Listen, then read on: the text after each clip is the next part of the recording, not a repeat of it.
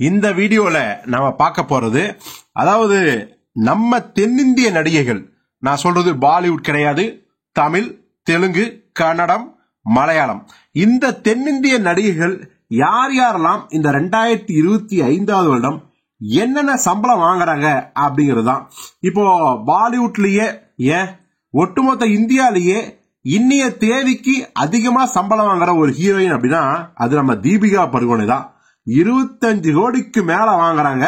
So அவங்க கர்நாடகா சொந்த மாநிலமா இருந்தாலும் கூட செட்டில் ஆனது என்னவோ பாலிவுட்ல தான். சோ அவங்க பாலிவுட் ஹீரோயின் தான். அதே மாதிரிதான் நம்ம கங்கனா ராணவத், பிரியங்கா சோப்ரா, கேத்ரினா கைஃப், ஆலியா பட் இவங்க எல்லாருமே 20 கோடிக்கு மேல வாங்குறாங்க. இதுதான் அங்க நிலவரம்.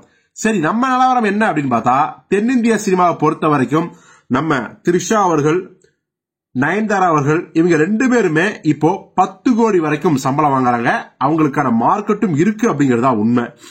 இவங்களுக்கு அடுத்த கேட்டகரி யார் அப்படின்னா நம்ம சமந்தா, ராஷ்மிகா மந்தனா, சாய் பல்லவி, பூஜா ஹெக்டே, மிருனால் தாக்கூர் அங்க இருந்தாலும் கூட இங்கேயும் நிறைய கமிட் பண்ணிட்டு இருக்காங்க. சோ அதனால சேர்த்துக்கலாம். கீர்த்தி சுரேஷ் இவங்க எல்லாம் அடுத்த கேட்டகரியில் இருக்காங்க. இவங்களோட சம்பளம் எல்லாம் பாத்தீங்கன்னா 3 to 5 கோடி வரைக்கும் அந்த சம்பளம். மிருனால் தாக்கூருக்கு மட்டும் கொஞ்சம் அதிகமாகவே கொடுப்பாங்க. இதுல பாத்தீங்கன்னா த்ரிஷா மற்றும் நயன்தாரா இவங்க எல்லாருமே 40 வயதை கடந்து விட்ட ஹீரோயின்கள் அப்படிங்கிறது குறிப்பிடத்தக்கது. ஆனாலும் கூட தங்களோட ஆளுமையை இப்பவும் பாத்தீங்கன்னா நிரூபிச்சா இருக்காங்க. சோ அதனாலதான் அவங்களுக்கு பெரிய பெரிய படங்கள் கமிட் பண்றாங்க, கமிட் ஆகுது. 10 கோடிக்கு மேல சம்பளம் வாங்குறாங்க. இது சாதாரண விஷயமே இல்ல. அதை 2 பேருமே சாதிச்சுட்டு இருக்காங்க.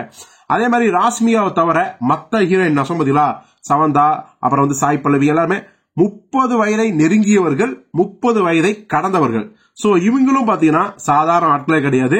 சோ இப்ப இருக்க ஹீரோயின்ஸ் பாத்தீங்கன்னா ஏகப்பட்ட போட்டிகள்லயும் தங்களை நிரூபிச்சு தொடர்ந்து பட வாய்ப்புகளை வாங்கிட்டு இருக்காங்க. சம்பளத்திலையும் ஒரு பெரிய அளவுல ஒரு மதிப்பு மிக்க, மரியாதை மிக்க சம்பளத்தை தான் வாங்கிட்டு இருக்காங்க.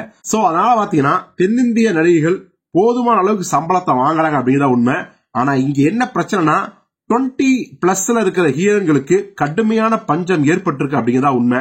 சோ ஒரு பக்கம் அமிதா பைஜு, காயாடு லோகர் இந்த மாதிரியான புது வரவுகளோட அந்த ஒரு என்ட்ரி ஓரளவு என்ன சொல்றது, இப்போதைக்கு தட்டுப்பாட்டை கொஞ்சம் தவிர்க்கிற மாதிரி தான் இருக்குதே தவிர இது பத்தாது போதாது அப்படிங்கிறதா உண்மை. இன்னும் நிறைய ஹீரோயின்ஸ் 20+ வரணும்.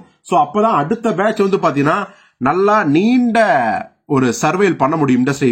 இண்டஸ்ட்ரிக்கும் நல்ல நல்ல ஹீரோயின்கள் தேவை அப்படிங்கறதும் உண்மைதான். சோ இந்த நான் சொன்ன லிஸ்ட்லயே உங்களுடைய ஃபேவரட் ஹீரோயின் யாரு அப்படிங்கறத கமெண்ட்ல சொல்லுங்க.